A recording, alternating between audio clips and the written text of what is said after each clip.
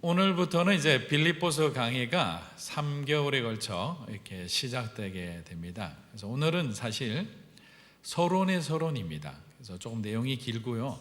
서론을 잘 들으셔야 됩니다. 원래 그러잖아요.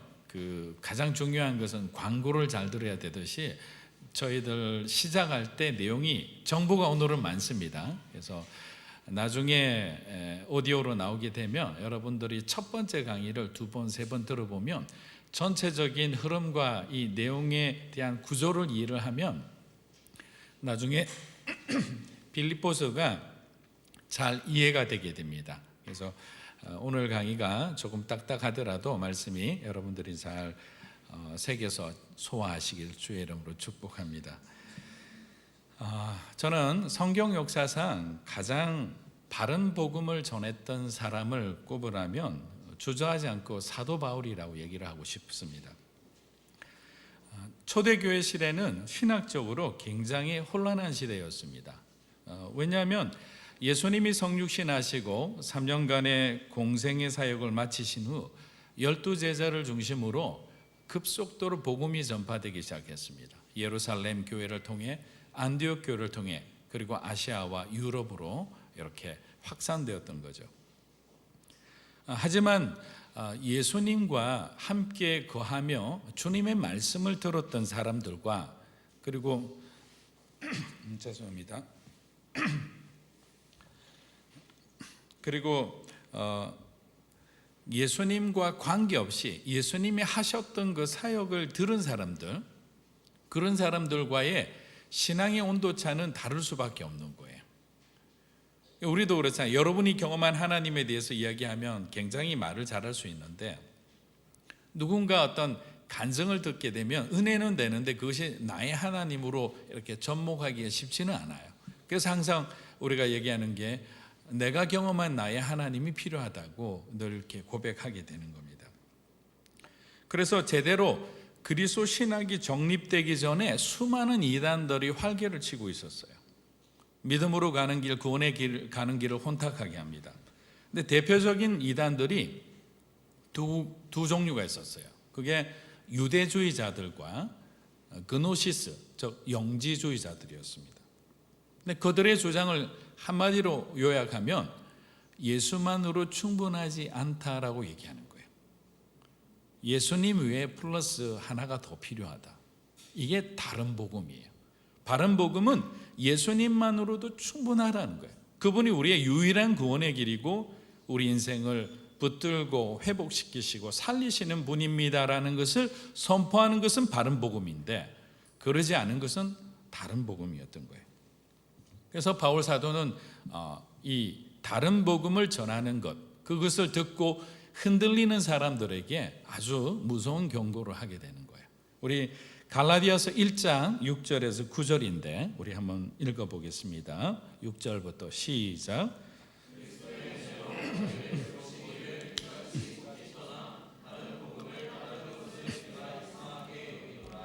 다른 복음은 없나니 다만 어떤 사람들이 너희를 교란하여 그리스도의 복음을 변하게 하려 함이라. 그러나 우리나 혹은 하늘로부터 온 천사라도 너희에게 전한 복음 외에 다른 복음을 전하면 저주를 받을지어다. 우리가 전에 말하였거니와 만일 누구든지 너희가 받은 것 외에 다른 복음을 전하면 저주를 받을지어다. 우리 한 구절 더 보겠습니다. 고린도전서 1장 17절입니다. 시작. 그리스도께서 나를 보내심은 세례를 베풀게 하려 하심이 아니요 오직 복음을 전하게 하려 하심이로되 말의 지혜로 하지 아니함은 그리스도의 십자가가 헛되지 않게 하려 합니다. 사실 바울은 원래부터 복음에 이렇게 헌신한 사람, 철두철미한 사람이 아니었습니다. 그의 히브리식 이름은 사울입니다. 근데 뜻은 여호와께 구했다라는 뜻은 좋은데 그렇게 살지는 못했습니다. 예수님을 만난 후 작은 자라는 뜻을 가진 로마식 이름인 바울로 계명을 하였던 것입니다. 그는 예수와 예수를 따르는 사람을 죽이고 핍박하던 전형적인 대표적인 앤티 크리스찬이었습니다. 사도행전 7장에 나오는 스데반의 죽음과도 굉장히 깊이 관여된 인물이었습니다. 또한 바울은 베냐민 지파 소속으로 날 때부터 이방 땅 다소에서 로마 시민권을 가졌죠. 그리고 당시 최고의 율법사였던 가말리엘의 문화생으로 들어가서 모두가 인정하는 그런 전도 유망한 그런 청년이었습니다. 요즘 말로 하면 토털 스펙을 자랑하는 엄친아 사울이었는데, 그렇게 철저한 유대주의자였던 그가 사도행전 9장에 다메섹으로 가는 길에 예수님을 만나게 됩니다. 이 바울의 회심 사건을 많은 신학자들 이렇게 표현합니다. 예수님의 성육신 사건 이후에 가장 위대한 사건이다. 왜냐하면 이 세계복음화의 시작은 한 유대 청년의 회심 사건을 통해 시작된 거죠. 영적인 지도가 바뀌는 거예요. 선교 지도가 아주 새롭게 쓰여졌기 때문입니다. 그런데 하나님은 회심한 그 바울을 15년이라는 긴 시간 동안에 충분히 훈련시킵니다.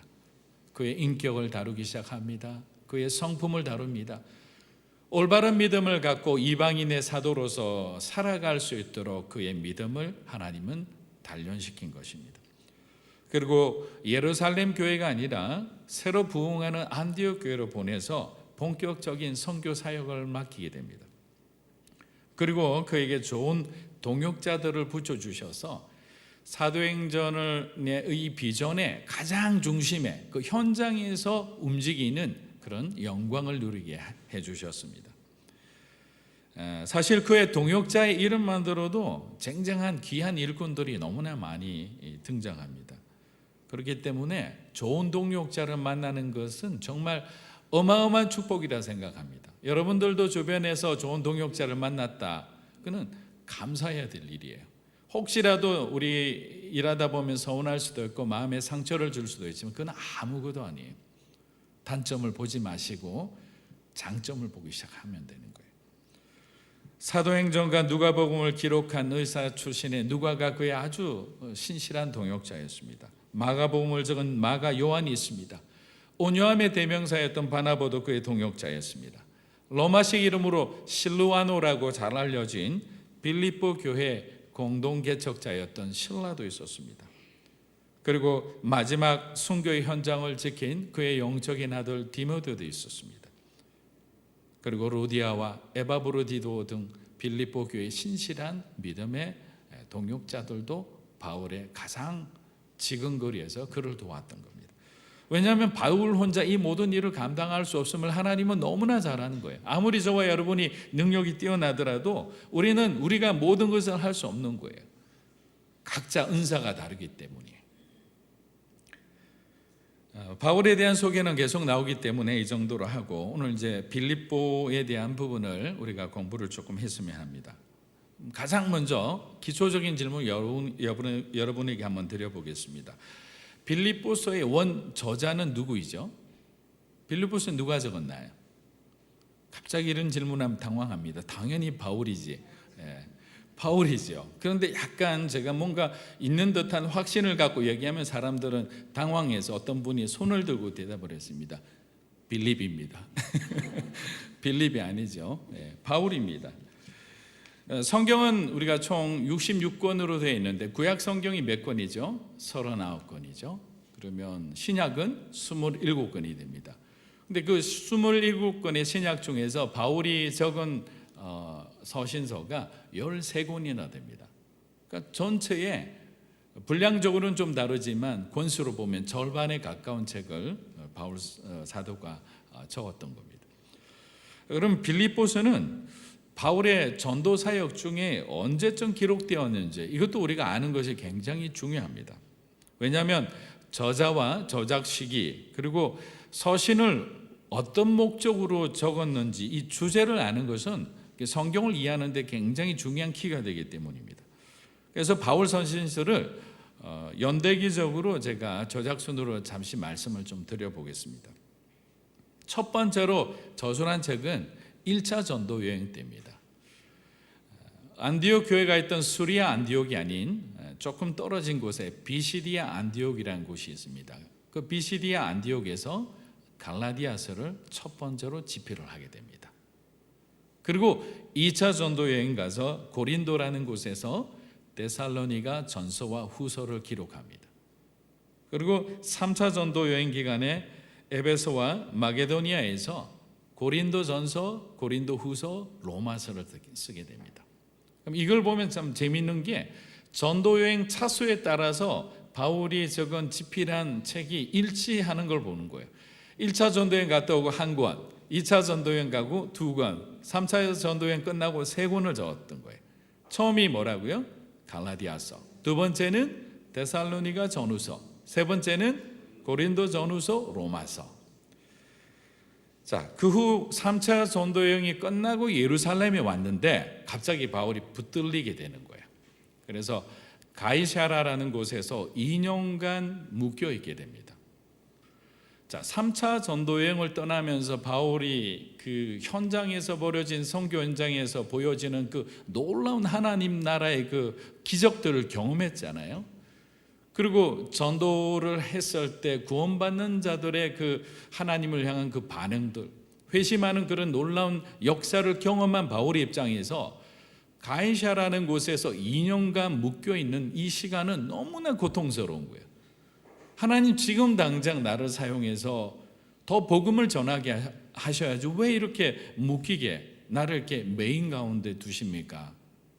아마 바울 인생에 가장 답답했던 시간들 중에 하나였다고 생각합니다. 그런데 사실 다 정치적인 문제였거든요. 벨리스 총독이라는 사람이 유대 지도자들이 반란을 일으킬까 봐 바울을 그냥 묶어둔 거예요. 그런데 바울에게 지혜가 있어 하나님이 지혜를 주셨습니다. 네가 로마 시민권자가 아니냐.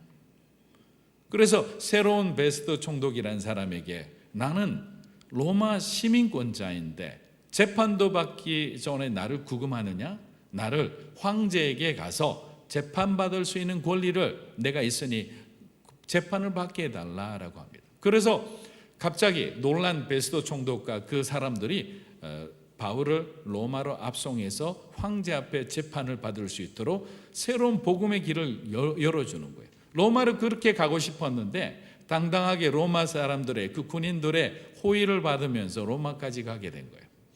그리고 로마에서 가택연금 상태로 있으면서 4권의 책을 적게 됩니다. 어떻게 보면 로마로 가는 것도 4차 전도여행과 마찬가지잖아요.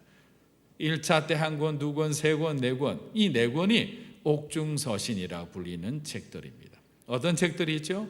골로새서, 빌레몬서, 에베소서, 그리고 오늘 저희가 공부하는 빌립보서입니다. 바울이 저와 여러분들이 암기력이 없는 걸 굉장히 배려했던 것 같아요. 순서에 따라 정확하게 이렇게 딱딱딱 적어주는 거예요.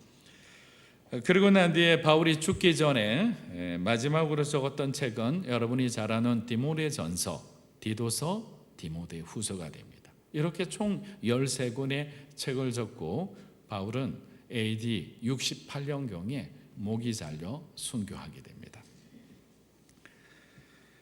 두 번째 드리는 질문은 빌립보 교회는 그럼 누가 세운 교회입니까? 누가 세웠죠? 2차 전도 여행 때입니다. 2차 전도 여행 때 바울과 실라가 이 개척을 한 교회가 바로 빌립보 교회였던 겁니다. 사실 바울은 어디로 가기를 원했죠? 아시아 쪽으로 전도하기를 원했어요. 그런데 하나님이 강권적으로 바울의 꿈 가운데 나타나서 환상을 보여줍니다. 마게도니아인이 나타나서 건너와서 우리를 도와라고 하는 거예요. 건너와서 우리를 도와라. 가끔씩 우리도 그런 말을 들을 때가 있어요. 사실 일본이라는 나라도 일본 교회도 저희들에게 건너와서 도와달라고 했기 때문에 하용주 목사님을 통해 러브소나타나 CGN TV 사역이 시작되었다고 생각합니다. 그런데도 이럴 때 가끔 이런 우리가 원했던 계획이 아니라 방향이 틀어질 때는 이런 생각을 해봅니다. 우리의 행로를 바꾸시는 하나님, 우리의 환경을 변화시키는 하나님, 그럼 그 뜻은 무엇일까? 사실 하나님의 계획과 우리의 계획이 충돌할 때, 시간차가 있을 때 굉장히 우리는 갈등하기 쉽습니다. 그런데 오늘 바울을 볼 때는 변명이 필요 없습니다. 설명이 필요 없는 거예요. 이유가 필요 없는 거예요. 환상에 따라 순종하는 거예요. 깨달음을 주신 대로 그는 순종했습니다.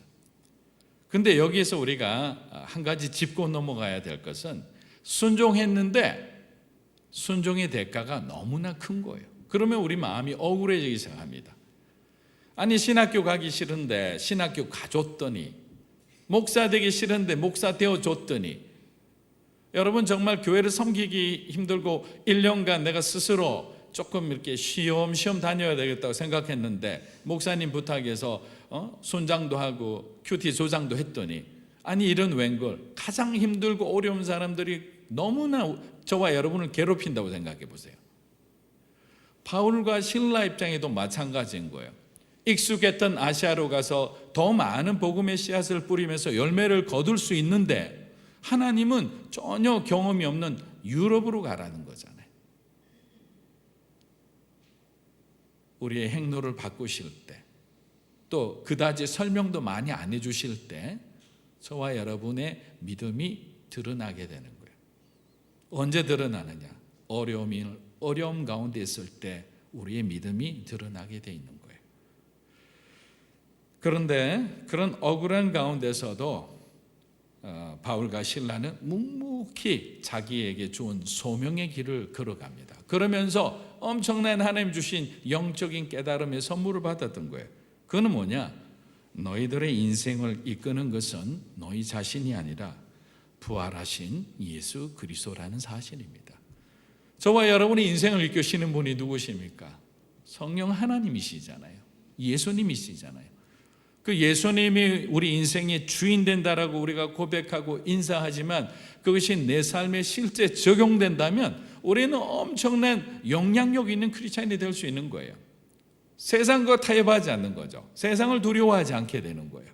그런데 그것이 내 믿음까지 내려오지 않으면 우리는 그만큼 갈등하게 되는 거예요. 불안해하는 거예요. 두려워하는 거예요.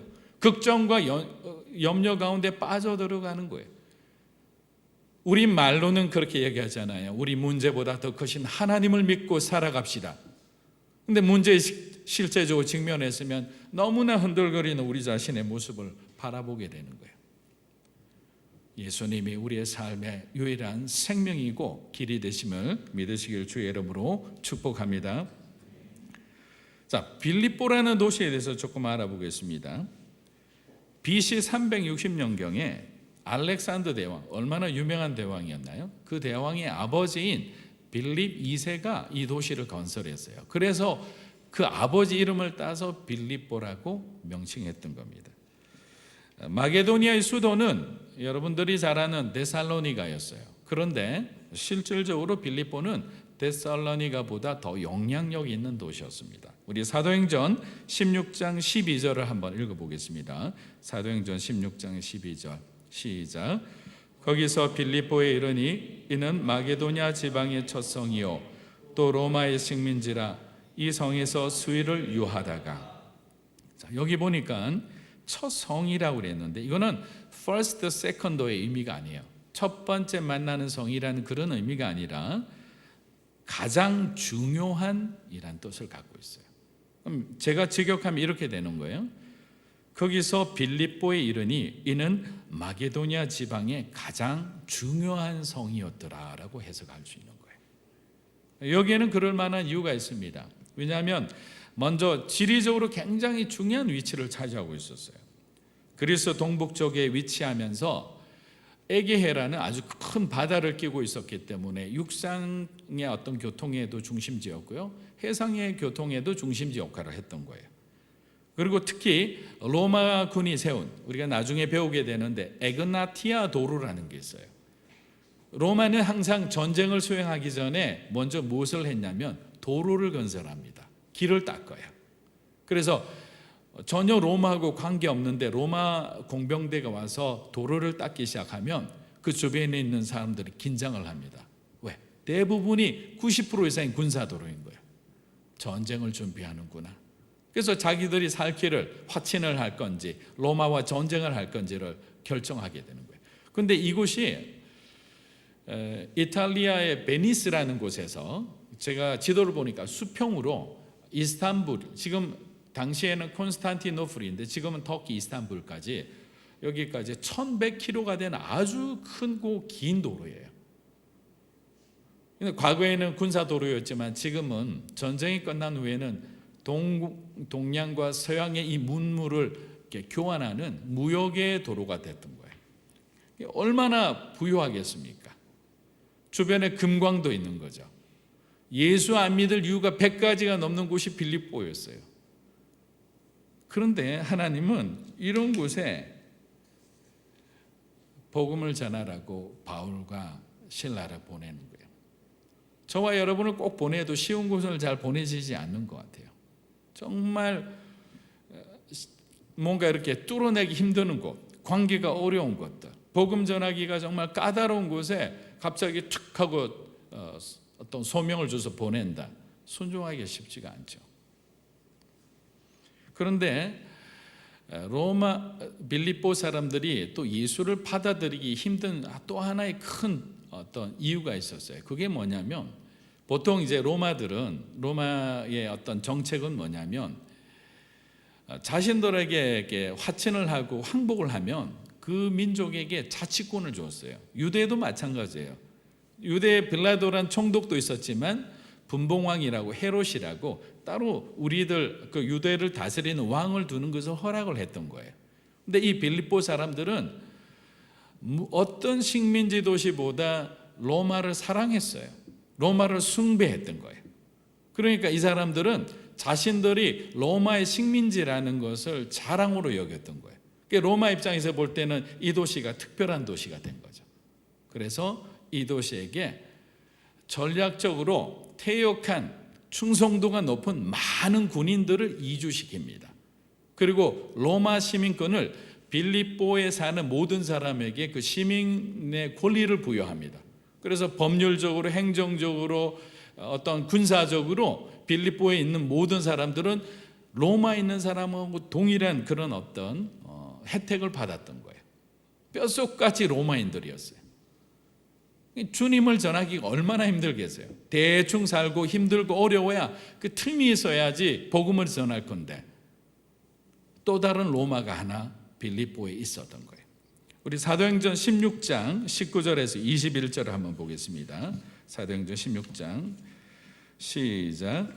여종의 주인들은 자기 수익의 소망이 끊어진 것을 보고 바울과 실라를 붙잡아 장터로 관리들에게 끌어갔다가 늘 앞에 데리고 가서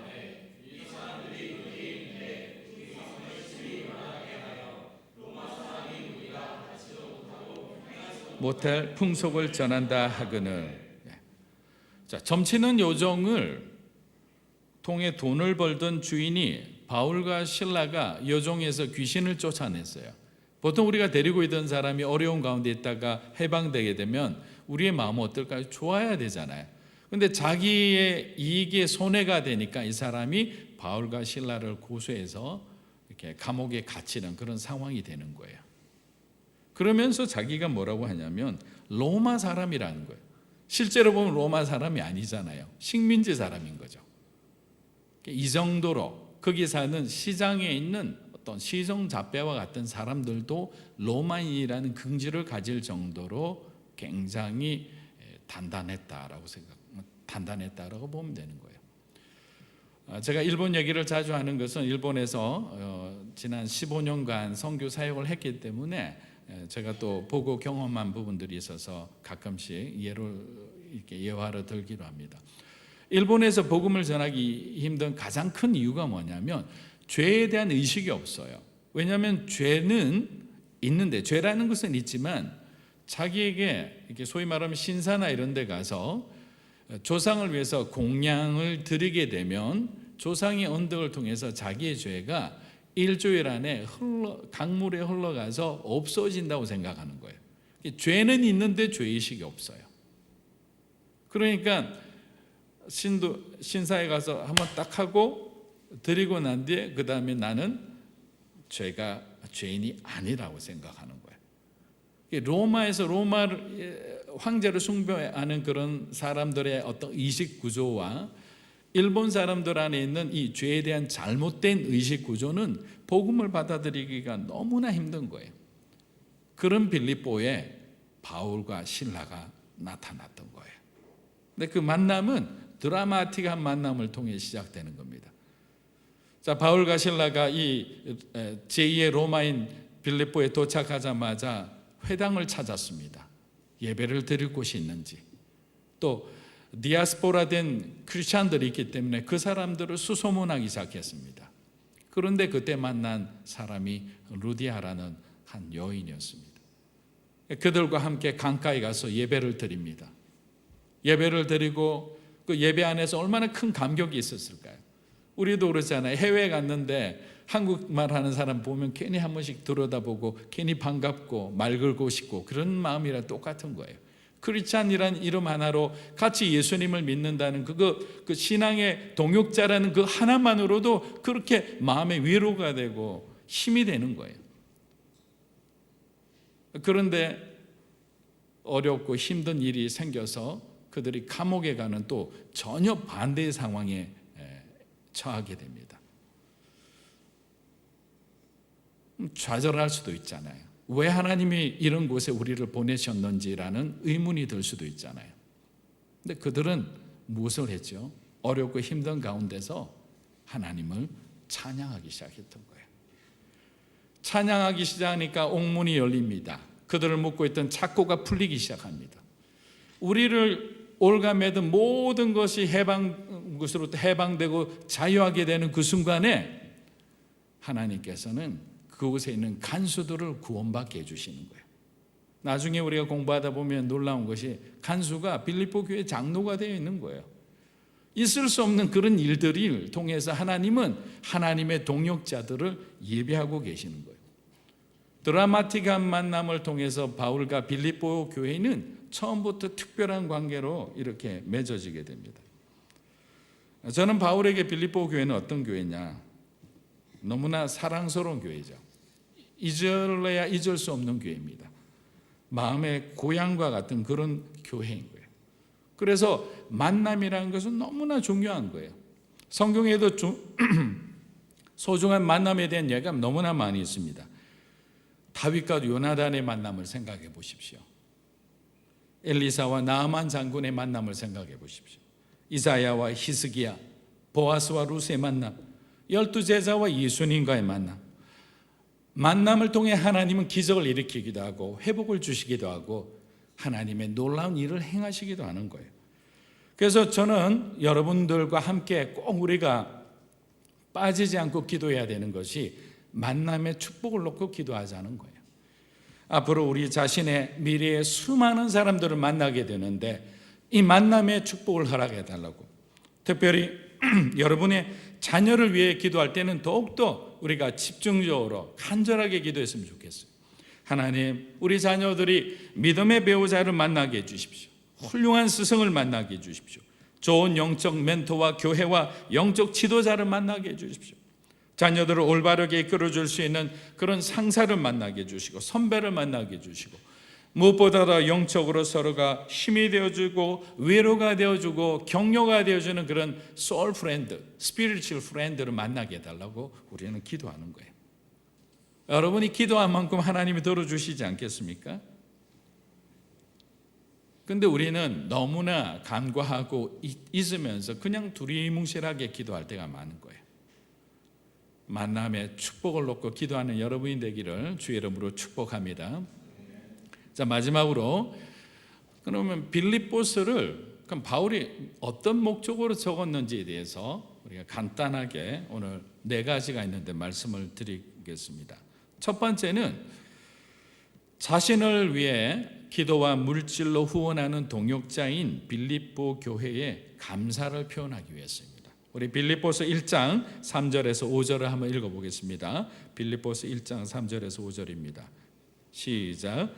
내가 너희를 생각할 때마다 나의 하나님께 감사하며 간구할 때마다 너희 무리를 위하여 기쁨으로 항상 간구함은 너희가 첫날부터 이제까지 복음을 위한 일에 참여하고 있기 때문이라. 자, 바울은 현장에 나가서 활동하는 선교사로 주님을 일했지만 빌립보 교회 성도들은 보내는 선교사 역할을 충실히 했던 거예요. 너희들이 적극적으로 협력하고 함께 해줘서 고맙다.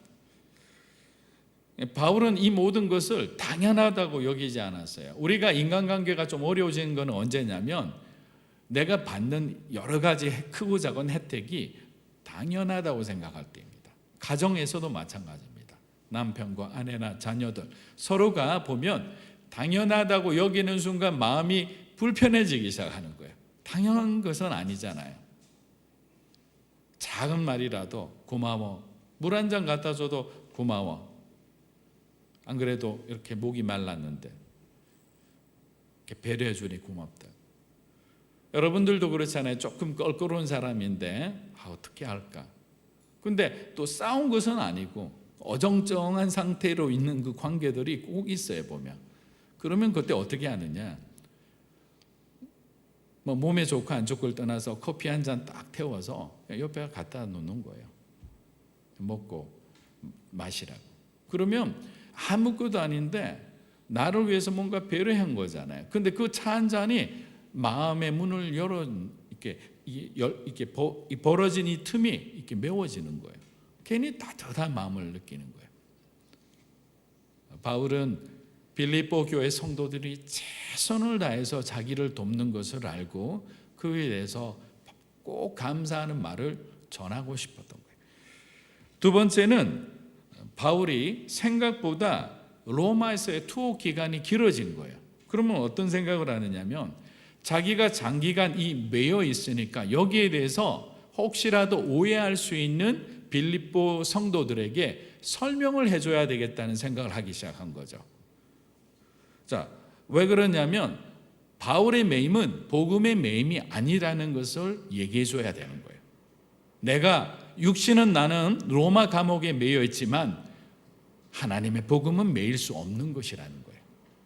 그리고 두 번째는 바울의 매임이 하나님의 능력의 부족이 아니라는 것을 또 정확하게 가르쳐 줘야 돼요. 왜냐하면 이렇게 생각할 수 있잖아요. 아직까지 믿음이 충만하지 않기 때문에 아니 전능하신 하나님이 위대하신 하나님이 왜 우리 바울 목사님을 주님을 위해 당신을 위해 일하는 이 목사님을 왜 저렇게 로마 감옥에 오랫동안 가두어 놓으실까? 우리가 믿는 하나님이 정말 살아계신 하나님이실까라는 신앙적 의문이 드는 거예요. 고난이 지속되면 우리 마음 가운데도 그런 의문이 들 수밖에 없어요. 하나님 언제까지입니까? 언제까지 내가 견뎌야 됩니까? 언제까지 내가 이런 궁핍함과 이런 어려움 가운데 살아야 합니까? 이런 질문이 들 때 바울은 그렇지 아니하다. 그곳에는 하나님의 뜻이 있다라는 것을 알려주기를 원했던 거예요.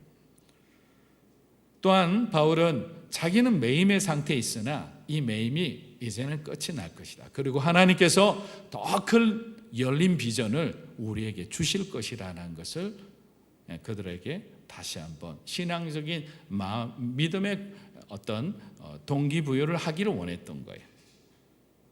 실제 로마 감옥에서 풀려나게 됩니다. 그리고 마지막 5차 전도 여행을 다시 유럽으로 떠납니다. 그리고 드로아라는 곳에서 붙들려서 로마의 두 번째 2차 투옥이 되면서 그가 순교하게 된 거예요. 바울은 지금 편지를 적은 대로 하나님은 그대로 이행해 주신 거예요. 바울의 말이 거짓이 안 되게끔. 자, 세 번째는 빌립보 교회의 여러 가지 문제를 듣게 되는 거죠. 정말 교회와 공동체는 사실 우리가 죄인들이기 때문에 인간관계 문제가 너무 많은 거예요. 그래서 실질적으로 교회 내 갈등들, 불화들을 사람들의 이름을 지적하면서 이렇게 얘기를 하는 거예요. 저희도 믿음으로 사는 교회가 만약에 지금 뭔가 어려움이 있었다. 근데 제가 저기 아프리카에 가서 뭔가 복음 사역을 하는데 돌아오려면 6개월 이상 걸린다. 그럼 제가 오일기 목사님 하면서 이름을 한 명 한 명 하는 거죠. 우리 찬양팀 안에 뭐가 문제가 있다. 그럼 찬양팀 안에 호중아 정신 차려라. 뭐 이렇게 할 수가 있는 거죠. 우리는 이게 지금 그런 편지인 거예요. 그러니까 본인들 수신자 입장에서는 너무나 직접적으로 와닿는 그런 사랑 어린 조언이자 권면이었던 거예요. 나중에 보면 바울이 한 사람 한 영혼이 지적하는 듯 보이지만 그들을 얼마나 사랑으로 품고 세워주는 것인지를 우리가 깨닫게 됩니다. 그래서 권면은 이렇게 하는구나, 바울처럼 해야 되겠다는 것을 배우게 되는 거예요. 마지막 네 번째는 디모데와 에바브로디도를 바울의 후계자로 빌립보 교회에게 추천을 하고 있는 거예요. 저는 이곳에서 참 감동을 받습니다. 자신의 뒤를 이어 충분히 목회할 수 있는 사람임을 바울이 직접 보증해 주고 있는 거예요. 왜냐하면 자신의 소명의 삶이 얼마 남지 않았다는 것을 직감하고 있는 거예요. 하나님 나라를 위해서 자신의 후임을 미리 준비하면서 나를 지워라, 그리고 디모데와 에바브로디도를 너희들의 영적인 새로운 지도자로 받아들여라. 그들이 너희들의 보기에 부족하게 느껴질지라도 그들이 성장하는 시간조차도 너희들이 감당해야 된다, 기다려줘야 된다는 걸 얘기하고 있는 거예요. 얼마나 아름다운 모습입니까? 사랑하는 여러분, 바울과 빌립보 성도들의 관계처럼 우리들도 항상 신실하고 정직하고 충성된 그런 믿음의 삶을 통해 다 함께 하나님 나라를 믿음으로 사는 교회를 만들어 가기를 주님의 이름으로 축복합니다. 자, 우리 함께 기도하며 나아가겠습니다.